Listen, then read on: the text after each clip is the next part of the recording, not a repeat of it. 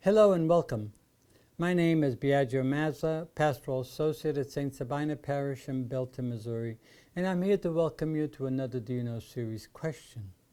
Today's Do You Know question is, do you know some modern examples of how religious institutions are currently making amends for their complicity with slavery and racism? In previous videos, we addressed the issue of Catholic institutions as well as other religious institutions' complicity with slavery and racism, and some of the issues involved in making amends for this complicity. Today, many religious institutions, aware of their own history and looking at their archives, have really started to be in the forefront of making amends and establishing reparations for their complicity in slavery. Today, what we'd like to do is examine some of the modern examples, current examples of religious institutions making amends. In 2018, for example, the women religious of the Sacred Heart, who owned about 150 slaves in both Louisiana and Missouri, have searched for descendants of those slaves, have apologized, have established memorials on their religious grounds, and have established reparation funds, primarily scholarships and so on, to help in the education of the descendants. Numerous Protestant religious institutions have also become aware of their complicity with racism and are trying to do something about it. Some of the more prominent examples are the Princeton Theological Seminary in 2019 actually established a $27 million endowment fund for reparations, and they are currently issuing $1.1 million every year to the descendants of slaves that they held that they benefited from. Also in 2019, Virginia Theological Seminary also established a reparation fund in which $1.7 million was set aside each year, and currently in the year 2021 they have begun to disperse $2,100 each to every descendant of slaves that they owned. Even some good number of Episcopal Dioceses, such as the one in Maryland, New York, and Texas, who benefited from slavery, also have established reparations funds for descendants of slaves.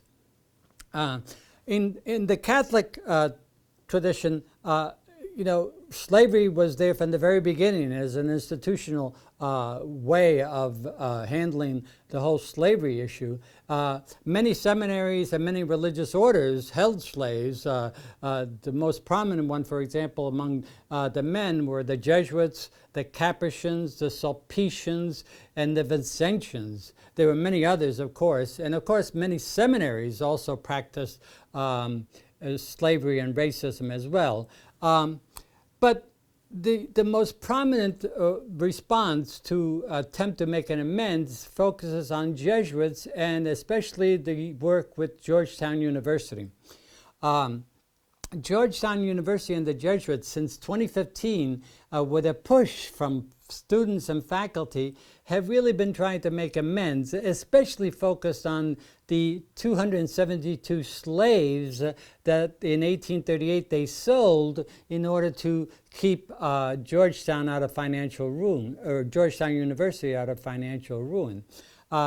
So again, with push from faculty and students, they established the Georgetown Memory Project, which was established to really track down the identity of the descendants of these 272 slaves that they held. And in 2017, there was a push from the Superior General, the Jesuit Superior General in Rome, stressing that Jesuits had to apologize and had to make amends. And as of today, Georgetown itself began removing the names of buildings that had been named after Jesuit slaveholders. They removed the name and replaced them, and also they established a yearly $400,000 each year to go to the descendants of the slaves that they held.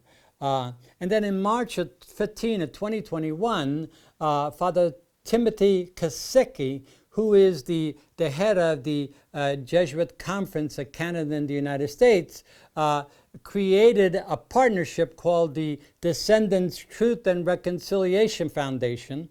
And together he committed the Jesuits to raise $100 million in reparation funds to help the descendants of the slaves that were held by Jesuits. The Jesuits themselves put in $15 million, Georgetown put in $1 million, and they promised to raise the other $100 million towards the reparation funds. And these would be used towards organizations that would promote truth, reconciliation, social justice, and so on, helping the descendants of the slaves that they owned in their educational endeavors, and to advance racial justice and equality overall. Half of the funds would go towards institutions and organizations that would promote racial reconciliation. A quarter of the funds would go towards helping the religious, educational endeavors of the descendants, and even some of the money would be used towards the elderly and the sick of the descendants. So these are some modern examples of how religious institutions are in the forefront of the reparations and making amends. Some key resources, if you'd like to explore more, would be this book by Cyprian Davis, a Benedictine who died just recently, but he's still the standard in the history of Black Catholics in the United States. One key resource is that. The other one, having done a lot of work these days, is a professor from Villanova, African-American professor, Shannon D. Williams, who has done all sorts of talks, articles, and podcasts on this topic, and has a forthcoming book that's going to be available in April of 2022 called Subversive Habits: The Untold Stories of Black Catholic Sisters in the United States. Worthwhile resource and worthwhile listening to. And finally, there's a journalist who writes for the New York Times called Rachel L. Swarns, who has written a good bit on this topic. And so these are just some resources available that you can tap into. And we will put some of these links and some of these resources on our description of this particular video so that you can click on them and read the resources for yourself. So I hope all of this has helped to explain some of the modern examples of how religious institutions are trying to make amends, and I hope you return to more than you know questions as we continue to explore our religious traditions. Thank you very much.